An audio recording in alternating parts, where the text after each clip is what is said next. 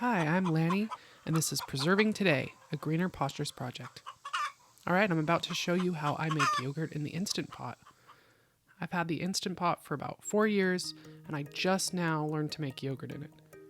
I'd been making yogurt for about the last 15 years, regularly, and my method worked fine, so I wondered why I would change that up. And now that I've made it in the Instant Pot, I know why, because it simplifies things and takes a lot of the attention needed out of it, which is awesome. It takes less room in the counter. So I have the Instant Pot Ultra. I don't know if they made that for very long. It's a 6-quart Instant Pot. I also got a 10-quart Instant Pot. That's different. The interface is different on that one, but the fundamentals are the same. So you might find that you navigate through your control panel differently than I do with this dial knob, but everything else I tell you will be the same. The settings for yogurt would be the same.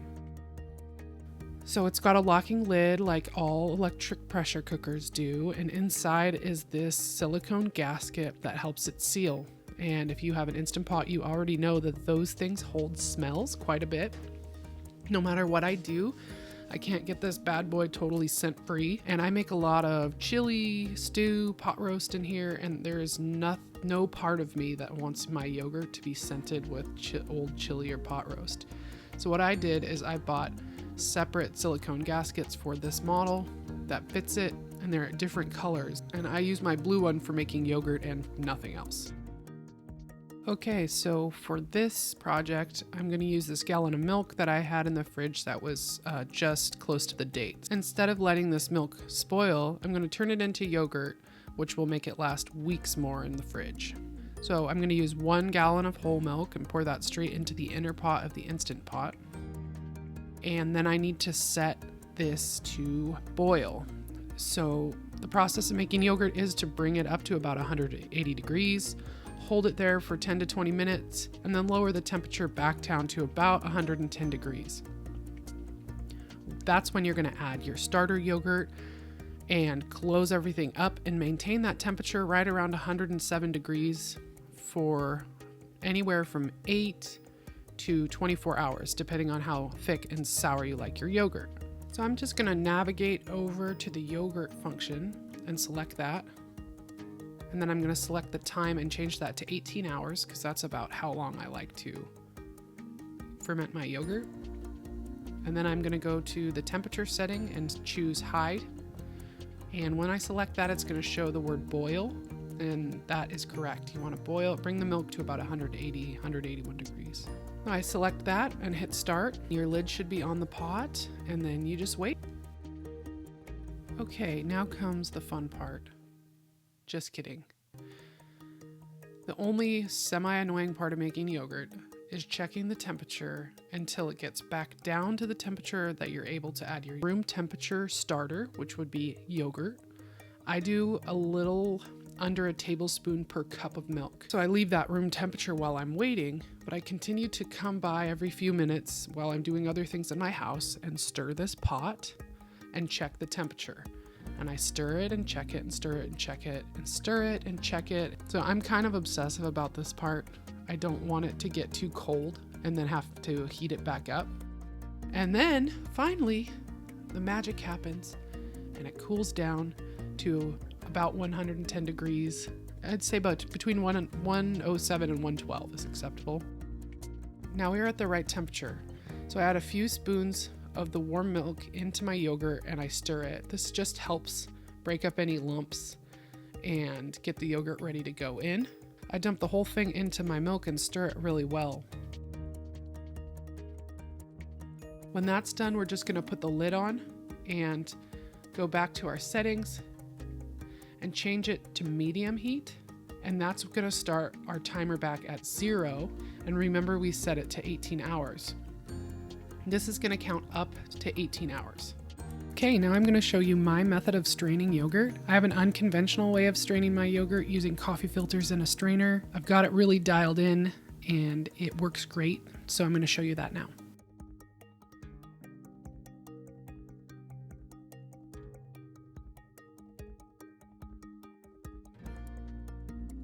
So my first tip with that is to get your strainer wet. If you get it wet, then the coffee filters stick to it and don't just slide around. So I'm gonna layer these around the side.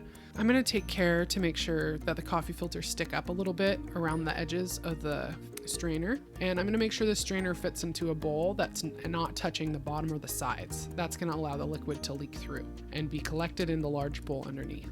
So I layer these coffee filters over each other so they're overlapping. I continue in the circle until I meet back to the other side. So after I've gone all the way around with the coffee filters, I'm gonna put one in the middle.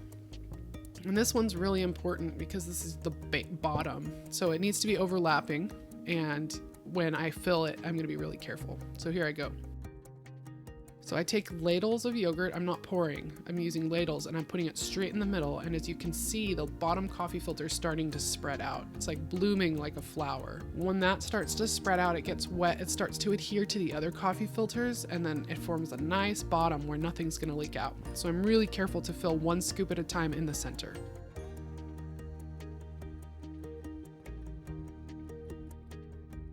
And I'm gonna set the timer for 10 minutes here, and we're gonna check it. We're gonna leave it on the counter at this point because initially it's gonna leak a lot of fluid. 10 minutes and I'm back, and this is how much fluid that it's leaked. This fluid is called whey. This is a valuable asset in my kitchen. So this is live whey, meaning that it has a live bacteria colony in it from the yogurt. This got a little bit of yogurt in it. I'm gonna toss it, I'm gonna wipe the bowl out, and the next batch I'm gonna catch and save. You're gonna use one last coffee filter on the top and just really gently spread that out. And then fold each of the side flaps over the top.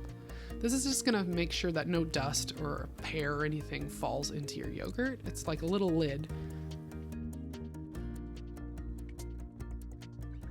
So after you pour off the liquid a few times, you can start to see that the top sags in a little bit. I stick it in my fridge and wait. So here it's been about 6 hours in the fridge, and you can see how much more it's sunken in. Unwrap this beautiful present and take everything off the top and the sides out carefully. I take care at this point not to pull hard on any of the coffee filters because they'll tear. So you handle them with gentle hands and it works perfect. On the top, you can see the middle is a little bit squishier than the sides are a little bit drier. That middle is Greek yogurt consistency. The sides is a labneh consistency. So I grabbed 2 containers. The Greek yogurt one is smaller and the labneh yogurt is bigger because there's more labneh in here. So I'm just gonna really carefully scoop out the center, and that's gonna be my Greek yogurt and go in the smaller container. My kid loves this. He makes parfaits for his dessert. Plain yogurt, a little bit of granola, fruit, and then my other container is gonna be the labneh. So I have this trick. If I really carefully move my hands around the outside and fold this yogurt in, I'll start to make kind of a ball with it, and then I can lift the whole thing up and really gently turn it over into this container.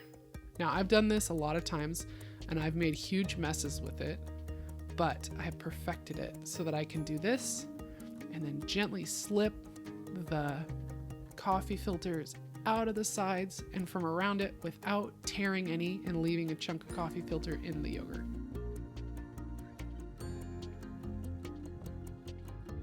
Ta-da! There we go. And this is nice thick labneh. And then if you want to, you can form little balls of this, submerge it in olive oil with herbs and spices. That also preserves this as a cheese, and you can leave it in your fridge for a ridiculous amount of time and just eat like 1 or 2 of the little balls at a time. So there you go. You've got Greek yogurt, labneh, and whey, all out of one batch of yogurt. The Instant Pot did most of the work. The most difficult part of all of it for me is being patient while the temperature returns to an acceptable level so that I can add my starter yogurt. And hopefully you're more patient than I am. Questions, please leave a comment. I'm happy to talk about it. I'd love to hear if you have success with my method of straining. And I'm Lanny, and this has been Preserving Today.